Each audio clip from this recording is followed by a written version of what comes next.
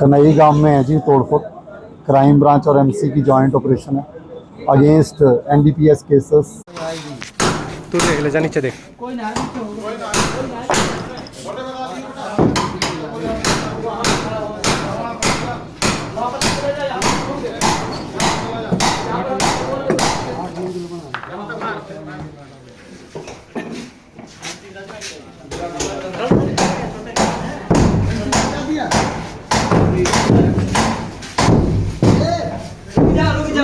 बाहर आओ पहले काट देना ना, जब भी चलेगा तो ना चल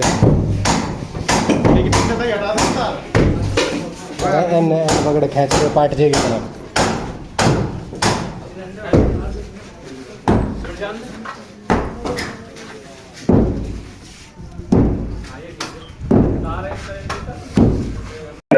सर आज कार्रवाई की जा रही है, किस तरह की कार्रवाई है, किस मुजरिम पर आज जो है जीरो टॉलरेंस के तहत? ये सतपाल नाम का है जो यहाँ कनई गांव का रहने वाला, हमारा बीसी भी है और इस पे 6 से 7 मुकदमे दर्ज हैं और अमूमन एनडीपीएस के मुकदमे दर्ज हैं जिनके हम पिटेंट की कार्रवाई करवाई थी और जिसके अंदर इसकी वेरीफाई करवाया। तो ये सब संपत्ति है, ये उसी से एकत्रित की हुई है और उससे बिल्डिंग जो बनाई है उसका हम डोमिनेशन कर रहे हैं आज।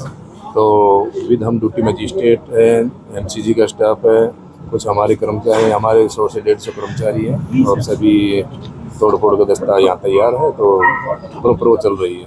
4 थाने के अलावा अलग अलग थाने के चौक थाने पर भारी मुकदमे।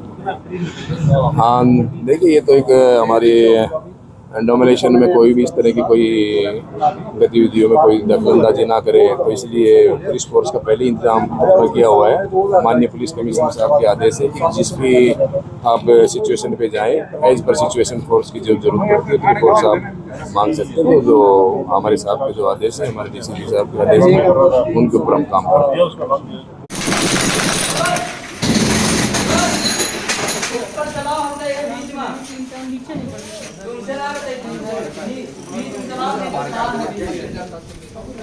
करने दे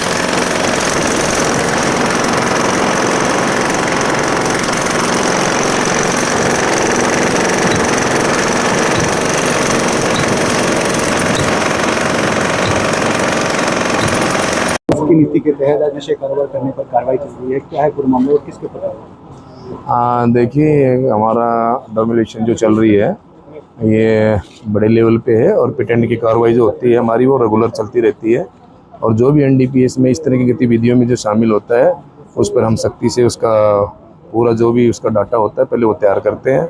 उसके बाद उसकी हम खंगालते हैं कि कहाँ कहाँ की उसकी प्रॉपर्टी है, चाहे वो मोटर, चाहे वो व्हीकल की हो, चाहे वो प्रॉपर्टी की हो, चाहे वो किसी भी तरह की उससे अवैध संपत्ति जो भी है उसको डोमिनेशन करने के लिए हमें एक ऑर्डर पारित कराते हैं और उसके बाद पिटेंट की कार्रवाई करते हैं और उसमें हम ड्यूटी मजिस्ट्रेट के साथ उसका तोड़फोड़ करते हैं। अलग अलग थानों की कितनी पुलिस के जवान यहाँ पर मौजूद हैं, कितने थाने के? काफ़ी जवान मुस्तैद हैं। हम 100 से 150 की तादाद में हम मुलाजिम हैं और एमसीजी के हैं, कुछ तोड़फोड़ दस्ता है, बाट साहब हैं, उनकी भी अपनी टीम है।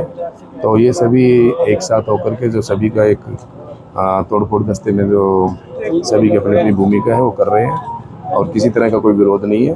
शांतिपूर्ण इस तोड़ फोड़ कर रहे हैं। 40 थाने के इर्द गिर्द और भी इस तरह के जो अपराधियों के खिलाफ कार्रवाई नहीं, हमारी फिलहाल तो यही चल रही है, और जो पिटेंट की कार्रवाई में हमारा ये आइडेंटिफाई किया था उसमें लाइट ना आ रही, लाइट नहीं आ रही।